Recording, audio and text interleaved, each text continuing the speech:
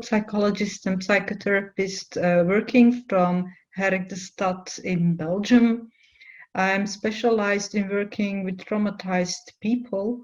And so nowadays with COVID, a lot of people are getting traumatized by all the measurements. So they're getting isolated. And this situation is rather traumatizing for everybody in the whole country. So it's very a particular situation, and it's almost like 9/11 or the bomb attacks in the airport here in Brussels. So that a lot of people are affected by negativity. But COVID is a bit different than attacks, because COVID is an illness, and it's not just being on the wrong spot at a particular time.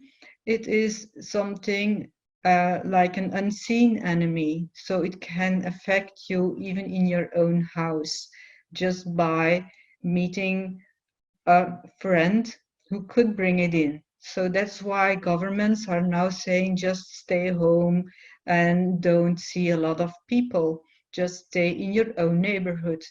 But then also, if you see somebody else, or even if you see your own family, you can get almost afraid of your own people because they can infect you. And that's a very particular situation and very scary for people. Even my own child can be somebody who can infect me, or I can infect my own child.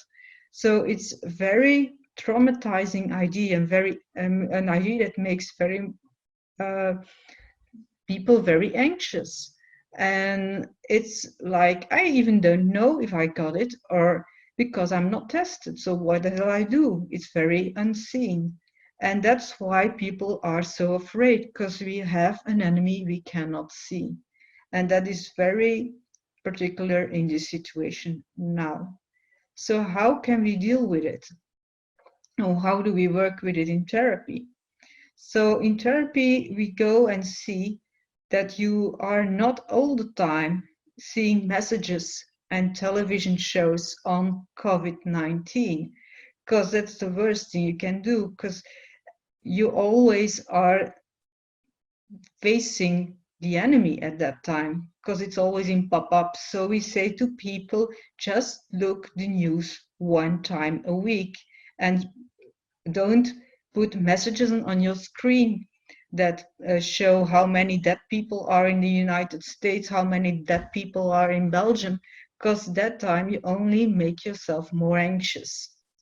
So it's very good to restrict your social media, to restrict your pop-ups.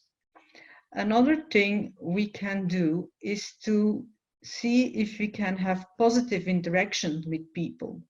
And if we can look at COVID to see what advantages it can bring us.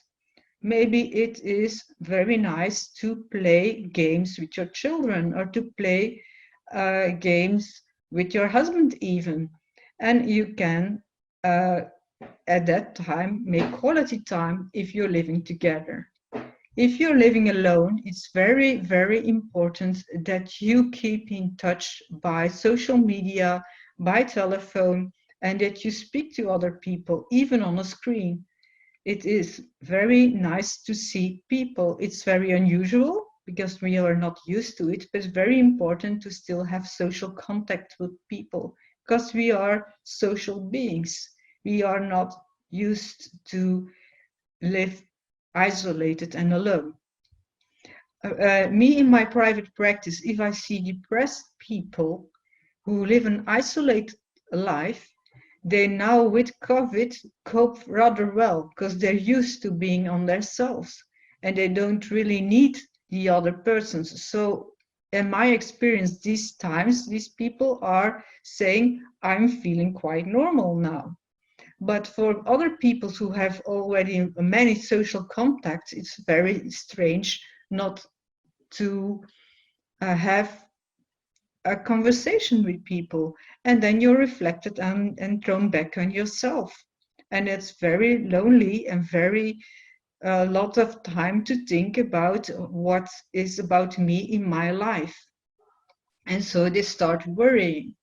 So worrying and thinking about, am I doing the right things?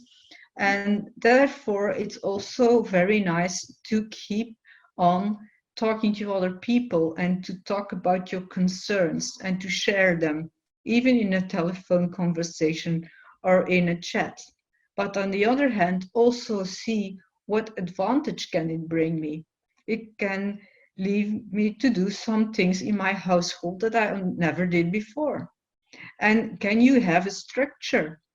Because it's very good to have a certain structures. Stand up at a certain time. Uh, for instance, then I'm going to do this in my household, or maybe you have a garden and you can go and weed some herbs in the garden. But if you have a special timing, and because this makes a structure in your day, and otherwise you are prone to depression, because if you leave your structure, then you have all the time of the day to do something, but you will find very hard to do it actually. So it's very good to have plans.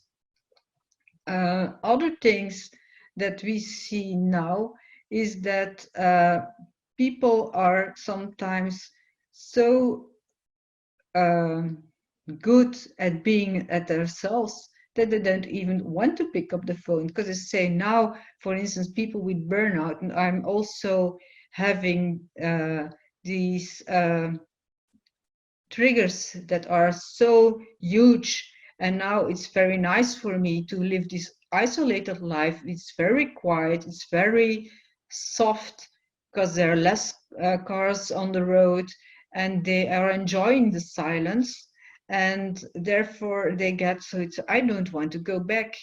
And they are already making concerns about how will I cope after COVID, because then everything will boom and I will get overwhelmed. And now these absence of triggers in my life, they are good for me. So that's also something that they start worrying about, what after. And it's very good to just be in the moment and do some mindfulness and say, okay, that's very interesting that I can notice that I can enjoy silence and less triggers, so that I can really relax in the moment. And that's something you still can do afterwards. It's not because the world will start again that you have to rush into things. And that is then regarding mindfulness activities that you still can do also after COVID-19. I think I said a lot of things already. So for traumatized people now in COVID, it is very hard to not be able to get into therapy. And that's why we are always, we are very anxious for Psys to have platforms that you can still have contact with people, and to have volunteers that are occupying on all 8 lines, that you can still contact them. So because of trauma and being isolated, people, they feel really more and more anxiety, because the unseen enemy also triggers former traumata. And it's very good that you still can talk to people about that, and see also eventually your therapist about it, because a lot of therapists and in a lot of countries are still allowed to work even when it is on video screen. It still is a good idea to continue your therapy.